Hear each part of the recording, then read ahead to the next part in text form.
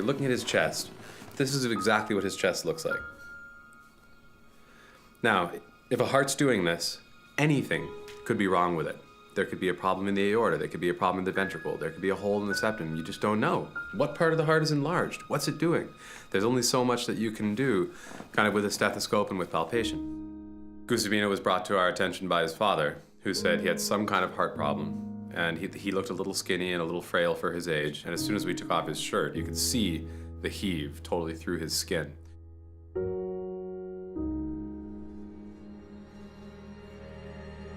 The remote mountain community of La Sabana, which is several hours above Pueblo Nuevo on the mainland, the challenge became, how do you get this kid from way up in the mountains to a pediatric cardiologist and potentially to a pediatric cardiac surgeon to kind of correct this problem?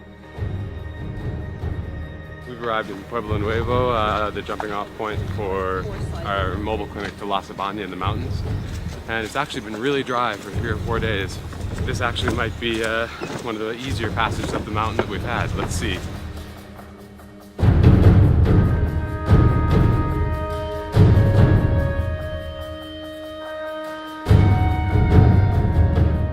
When we arrived in La Sabana, we found that a few days previously, Gustivino's heart had actually decompensated. He'd gotten very, very ill, very short of breath, and was fainting. I knew immediately kind of how frightening it was going to be for Gustivino to make that journey, and especially once I'd heard that he'd made it alone and that his parents were only able to follow about 5 days later. That's when I was like, man, I'm going to David.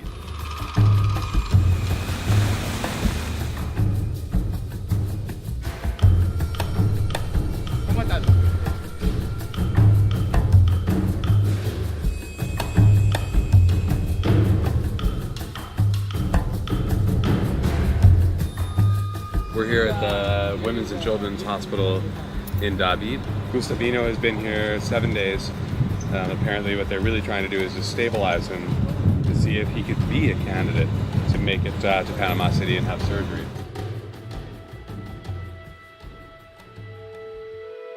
We looked in on Gustivino. He's profoundly anemic. His hemoglobin is very, very low. This may be nutritional. This may also be due to the fact that he also has tuberculosis. And he has some kind of restrictive defect, giving him his shortness of breath. When I first had the chance just to put our SonoSite edge on his chest and take a look, as soon as you put that probe on there, suddenly you're no longer looking at just this heave under the skin. You're now actually looking at the heart.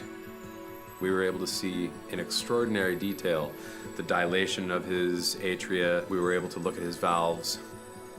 It was very interesting to see a pediatric cardiologist using the edge because of the specific information that she was able to glean by being able to really see all the structures, to kind of walk through all the different parts of the heart. Over here, that shouldn't be there. No, but now I see something in that valve. Okay. No, it shouldn't move like that. It's taken by something.